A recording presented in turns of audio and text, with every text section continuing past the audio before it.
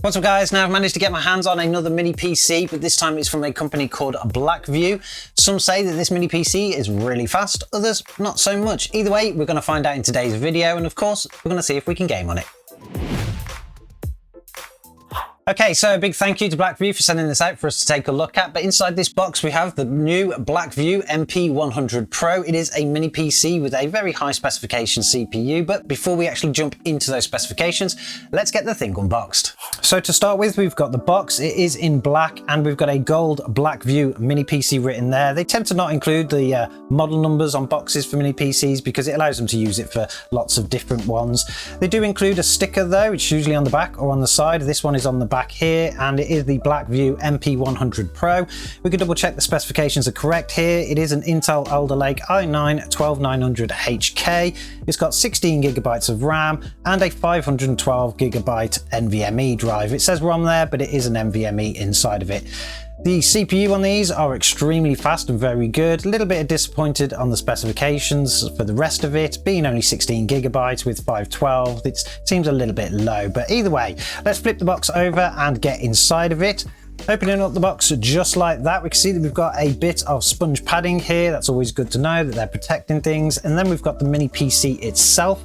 It's tucked away into the left-hand side, and it is coated in this protective layering. Very easy to just open these. We just pull the little tabby off and it should unfold completely. Put it to the side, and there we go. We've got the nice little unit, well protected as well. So that is pretty nice to see.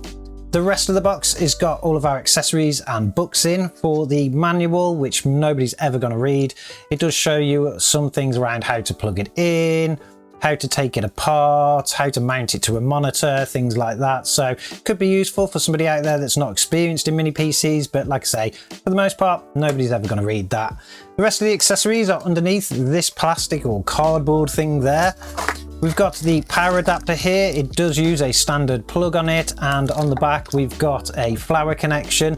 That's interesting to see that they've included this as an external thing. Some of them are built in, but this one is external, kind of allows them to keep the unit in a small kind of size. Then we've got some additional screws here, which are for mounting the mini PC to a VESA mount. So that's going to be used to go onto the back of something like a monitor or a stand, something like that. They also include a HDMI cable. It doesn't look like it's the longest cable, and I'm not sure what version this actually is, but it's probably around a 1 meter thing. At least they've included it. That's a good bonus. When it comes to the actual power plug, we've got the little flower connection on the end here. That's going to go into the power adapter, but on the other side, they've actually provided what I think is a European plug. I'm not 100% sure on this one, but this is not the type of thing we use here in the UK. We actually use a 3-pin power connection, so we're going to have to find a replacement for this. Hopefully, I've got one in another mini PC box that we can use so that we can at least get the system up and running. The last thing in the box, though, is a VESA mount. So this allows you to connect to the mini PC using these screws on the back here and here. They will actually screw 2 pegs in, slot this onto it, and you'll be able to screw that into an actual back of a monitor or something like that, and it should just slot straight on and hold on. So they've included everything that you need. It's very well presented, very well protected, so that's a good thumbs up from me. Okay, now that we've actually got the mini PC out, we can see a little bit more around the details and the design that they've gone for. It does go against the trend of copying the Mac Minis, which is something I actually really like. I think when too many brands copy that kind of thing, you just kind of all start looking the same, but they've gone a little bit more unique on this one. The one that we've got here is in a gunmetal grey. You can get a slightly dark blue one as well. Both look fantastic, so you can't go wrong with deciding whichever one you want. And then they've put some extra detailing on the top here. There's a little bit of shimmering with the branding, and of course they've also included some RGB lighting. I don't know why you would want RGB lighting on a mini PC, but it does look really cool when it's on the desk, so maybe that's why they've done it, and it kind of does make this unit stand out quite a bit. I like that feature, even though it's not really going to change the performance or anything like that at all. Along with that, they've managed to actually keep the unit quite small. It's much smaller than other units I've got, which are actually very similar spec to this one, but a lot of that comes down to the fact that they've kept the power brick external. You have a jack on the back to be able to plug into, which is really nice because the smaller it is, the better you can mount it onto the back of monitors and hide it away on desks and things. So I think they've done a pretty good job aesthetically all round. When it comes to external I/O, they've provided plenty as well. On the front, we've got a power switch. We've got a dual audio connection for your microphone and headset. We've got two USB 3 connections, which is great because it means you can plug multiple things into the front, as well as a USB-C connection. So that is looking pretty good on the front. When we turn the unit round, we've got 4 USB 3 connections, bringing it to a total of 6 on this unit, which is really nice to see. They also provide an RJ45 connection for your LAN, which is nice to see, as well as 2 DisplayPort connections. One is a DP, one is a HDMI. So not only do you have options there for being able to plug into different types of monitors, but you can also run a dual display output as well. I'm actually quite impressed with the looks and the externals of this unit. It's got plenty of ventilation holes. They run all the way around. It is fan air cooled, so it's going to be able to draw lots and lots of air in, as well as pump it out of both the side and the rear as well. So yeah, I think they've done an actual pretty good job of this. Internally, the unit should be very fast based on the specifications inside, but I do think they've made a few little mistakes, particularly in terms of the configuration of this unit. For the CPU, we have the Intel Core i9-12900HK. It's not the latest generation CPU, but it is still a pretty beefy one. It has 14 cores and 20 threads, the cores being made up of 6 P cores and 8 E cores, so you've got plenty of room here when it comes to CPU power. For RAM though, they've only provided 16 gigabytes of DDR4. Now that is running at 3200 megahertz, but they've only included a single channel stick. That will affect our performance, and I'm sure we will see that in benchmarks later on. For storage, again, this is pretty low for the rest of the specifications. As default, they've only provided 512 gigabytes of Gen4 NVMe. Again, a nice fast drive. But for systems with i9 processors, you would expect to have at least 1 terabyte, so that's a little bit of a shame to see. When it comes to the price of these units, it does vary quite a bit. I've actually seen these listed for around £300, which probably isn't too bad considering the CPU get all the way up to around £450. That's probably a little bit steep considering the rest of the specifications that you get inside the box. I would expect for £450 that you at least get 32 gigabytes of dual channel RAM, as well as at least a 1 terabyte drive. I really do think the specs inside of here will actually affect the performance by quite a bit, but at least you can actually upgrade them. Inside this unit, there are 2 NVMe slots, and only one is filled, so you can always add another drive in, as well as having 2 RAM slots, and again, only one is provided, particularly as stock, but at least it does give you the opportunity to be able to upgrade it. But now, of course, we actually need to see how fast this thing is. Can the i9 actually get to its full potential with that single channel RAM and the 512 gigabytes NVMe? Well, let's go and find out. Okay, so while this system is finishing up a few CPU benchmarks here, it's worth talking about compatibility. Whenever I get a new mini PC or any type of system really into the studio, one thing that I will do is reinstall it with the operating system. The reason I do this is because lots of times, lots of these mini PCs, particularly unbranded ones, won't find anything when it actually gets reinstalled, and that really does make people struggle if they ever come to be able to do that. This gives me a good test on how much they've thought about the user and being able to do things later on. This unit, reinstalling Windows 11 Pro, actually went reasonably well. There were a few things that were missing. Because of the i9 processor, it actually installed the operating system really, really fast. But then when you got into it, we had no Wi-Fi, and we also had a few USB controllers missing. They were easily resolved by just going and finding the drivers, and they use pretty standard drivers as well. By installing the Intel chipset drivers from the Intel website, that will actually resolve all of your USB controller and port type issues. Then going over to the Realtek website and using pretty much a standard Realtek Wi-Fi driver, that will actually fix your Wi-Fi as well as your Bluetooth. It was a little bit unfortunate that Windows didn't find those things for itself because they are pretty standard things. I'm not sure what's going on there, but overall it was a reasonably good experience. It was much better than some of the others that I've had in the past. As we can see at the moment, we're running a Cinebench R23 multi-core test, and all of those cores and threads are getting the job done here. It's kind of whizzing around very, very fast.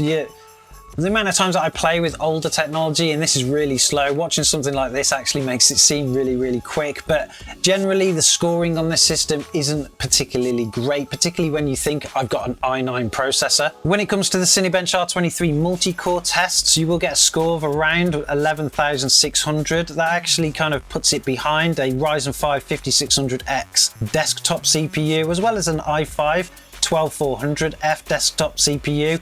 Okay, of course, this is comparing desktop to what is more of a mobile CPU, but Either way, you'd expect the multi-core score to be a little bit better than this. Then when it comes to the single core tests, this system will get a score of around 1685. That actually puts it above a Ryzen 5 5600X desktop CPU, but still actually behind an i5-12400F. That was the more surprising result here because I expected the 12900 to do quite well here, but of course this is probably now where we're seeing the single channel RAM issues really come into play. So generally the CPU is really fast, particularly for a mobile unit, but at least those scores will give you some indication of kind of where it really lands.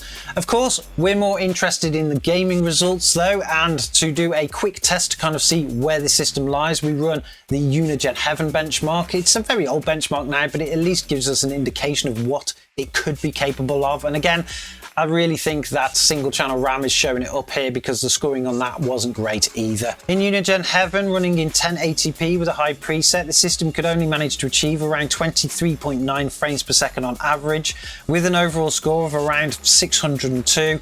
For anybody that has run that test in the past, even on an older system, you will know that that kind of scoring is pretty average for a low spec system. The Intel Iris Xe graphics should be able to perform much better than this if it wasn't being held back by single channel RAM, so that's definitely something to consider, particularly if you are going to be looking at gaming on this system, and it does actually translate over into real games. If you are going to be playing games like Half-Life 2, that game runs perfectly fine. Running it in 1080p with a high preset, you can get an average of around 220 frames per second with a 1% low of 110. Now that is an older game now, but it is something that you can casually play here and there, particularly if you are using this system for maybe office or homework and you just want to play a quick game now and again. When it comes to modern games though, the performance is really bad. Playing games like Doom Eternal, if you wanted to play that in 1080p with a low preset, you're looking at around an average of 19 frames per second with a 1% low of 15. Not great and completely not playable. If you really want to play that game, you're gonna have to drop the resolution down to 720p, but who wants to do that nowadays? That also translates across to the game Stray. Stray is a little bit newer than Doom Eternal, but it does have very low minimum requirements. But even then, running that game in 1080p with a low preset while reducing the render scale down to 70%, you can still only achieve around 18 frames per second with a 1% low of 9. You can actually consider that a worse performance there because the 1% low makes the game look a bit of a slideshow. So definitely modern games are something that you won't be able to play on this system. So now that we know that older games work perfectly fine, or at least old games like Half-Life 2 work fine, and modern-ish games just are completely unplayable, if you do want to play on this, you're going to have to go with something in between. And I think I found a couple of really cool games that should run okay on it. The first game is Left 4 Dead 2. This is one of my favorite zombie games of literally all time. I don't think anybody's ever come close to providing the experience that this game has. I think they did try it with Back 4 Blood, but they went too complex with it in my opinion. You need something really simple. This game, of course, is a very well optimized game from Valve. It's not as old as Half-Life 2. It was released in around 2009, so it kind of sits in between the modernish and the old, and it's still definitely worth playing today. If we head over to the options, we'll see what video settings we've currently got. We are going to be running the game in 1080p, and then in the advanced settings pretty much everything is turned up to high. We'll head over to a single player game and we'll just start it anywhere just to kind of see what type of performance we get. I think this system will actually perform very well on this game because it does run on very low end systems, and it's a good one to actually include in this kind of stuff because it's also a very good casual playing game. You can just pick it up and play it at any point. So if you are, like I say, going to be using this system for homework or office work or something like that, and you just want a bit of a time to chill and relax, you can definitely get it done with this type of game. While the game is loading up at the moment, we can see that we are getting an average of around 100 frames per second, 115 frames per second. That is much better than those modernish games, but we are only getting a 1% low of around 60. That's okay. That will give us enough. We'll just got to pick up a first aid kit here. We've got our gun. We're ready to go. I like to call this game the mouse killer because after all of the shooting that you do and clicking on the mouse, you generally wear the buttons out. I've done that a few times on this over the years, so often I've switched to trying to play it on the games controller because the games controller will at least take a little bit more punch than mouse buttons. But yeah, if you haven't played it before, definitely go check it out if you are into zombie games. I'm guessing that most of you out there have actually played this game now because it's so good that if you've missed it, then, you know, where have you actually been? We'll pick this sword up now so that we're not clicking so much with the gun. The sword is pretty cool. We can pretty much kill everything that we want. We're still getting around an average of 96 frames per second with a 1% low of 57. The game is still running beautifully smooth. We've got a lot of enemies on the screen, but I'm sure we'll find another section in a minute with lots more. Just jump out the way of that one there.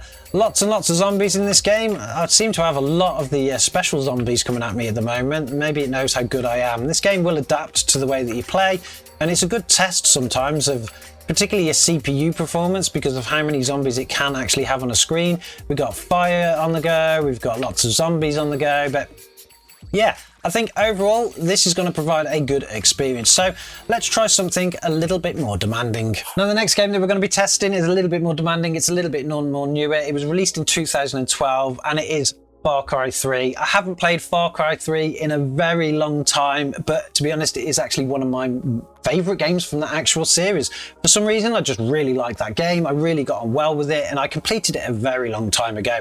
I recently purchased it again on Steam just because I saw it cheap, and while I was going through all of my catalogue to try and find games that this mini PC will test, or at least play, let's say that, I thought this one would be a good example.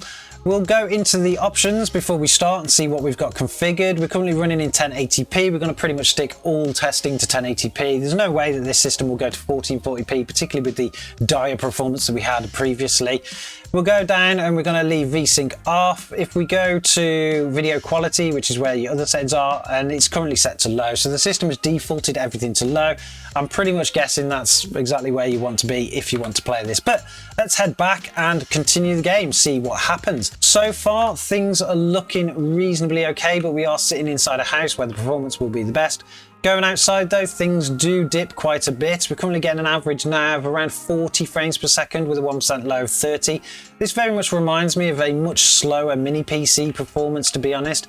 A lot of people can play games at 40 frames per second, particularly if you've got a nice 30 frame per second 1% low, but you can get this kind of performance out of other types of systems. So I think definitely the kind of RAM's configuration, particularly on this system, is affecting its gaming performance. It's just not allowing this i9 processor to really breathe when it comes to gaming, and of course that's going to affect our Intel Iris Xe graphics.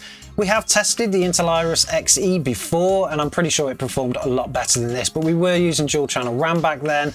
We would have been using a much faster or much bigger NVMe drive, so it's definitely worth considering that if you're going to be using this system for gaming.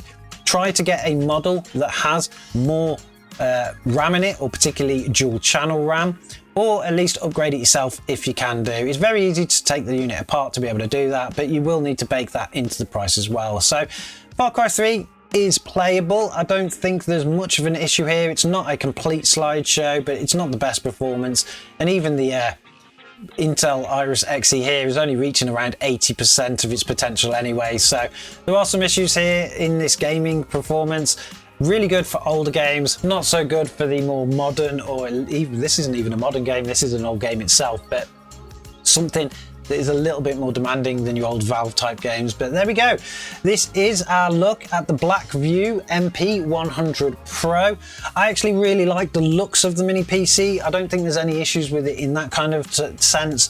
I think, or kind of wish that they would have changed some of the configuration they had. Definitely, they need to include dual sticks of RAM in any type of mini PC, particularly if you're going to be doing any type of gaming on it, or even things like 3D rendering and stuff like that. They could all benefit from that kind of speed of RAM.